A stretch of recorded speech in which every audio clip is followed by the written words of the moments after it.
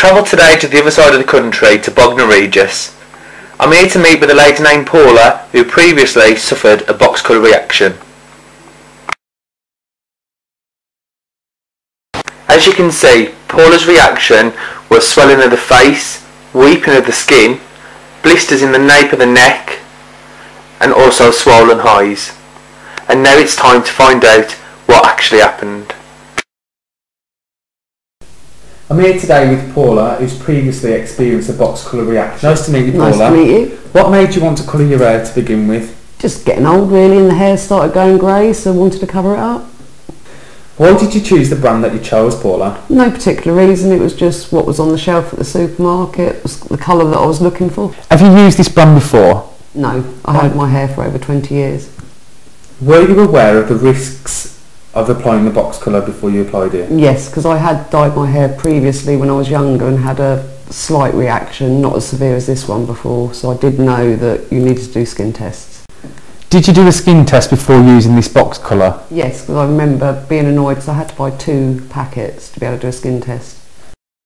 You didn't have a reaction from this skin test, so did you feel that it was safe to use the box colour? It didn't react to this hair dye because it was a semi-permanent, not a permanent this time. So you applied the skin test, everything was fine, then you applied the colour? Yes. How did you feel at the time when the solution was on your hair and your scalp? Fine, no tingling, no reaction at all, just felt like wet hair really. How long after applying the box colour did you realise that something wasn't right? I dyed my hair on the Sunday afternoon and it wasn't until the Tuesday morning when I woke up that there was a reaction at all. What was the reaction that you had? It started off with my forehead started swelling and then my hair was just dripping with, not being horrible, but pus and stuff coming out my scalp, and then it just got worse and worse as it went on. So that was like 2 days after you applied the colour? Yeah, 48 hours later. When did you seek medical advice and what happened in A&E when you arrived there? My husband rang the doctor straight away that morning, so we were in the GP surgery by 8:30. He wrote us a letter and sent us straight to A&E, so we were actually in accident emergency by 9 o'clock that morning.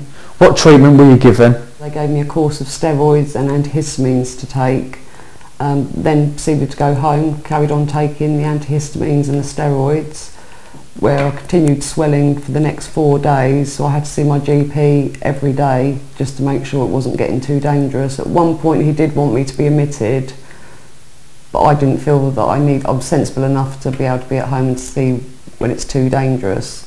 But by Wednesday my chin had started going. By Thursday both my eyes were completely shut. This was, to be fair, it happened over a course of probably 2 hours.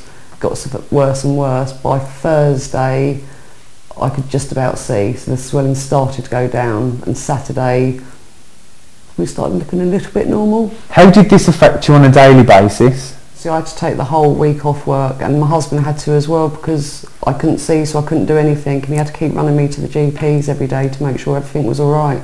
So just really stuck in the house and couldn't go anywhere. So it affected your husband as well, because yes. obviously he couldn't work? Yes. The big question, will you be colouring your hair again? And what advice will you be giving to the viewers who are due to be colouring their hairs with a box colour in the future? No, definitely would never dye my hair again. The advice I would give people watching is, if you're going to do the box dyes, please do a skin test and please wait 48 hours. I did mine for 24 and had no reaction whatsoever. And the other advice I would say, if you're not sure, seek advice from a professional and make sure that they do a skin test as well. I was one of the lucky ones. I walked away from this. A lot of people haven't. Paula, thank you so much for meeting with me today and sharing your experience and giving us your advice. You're welcome.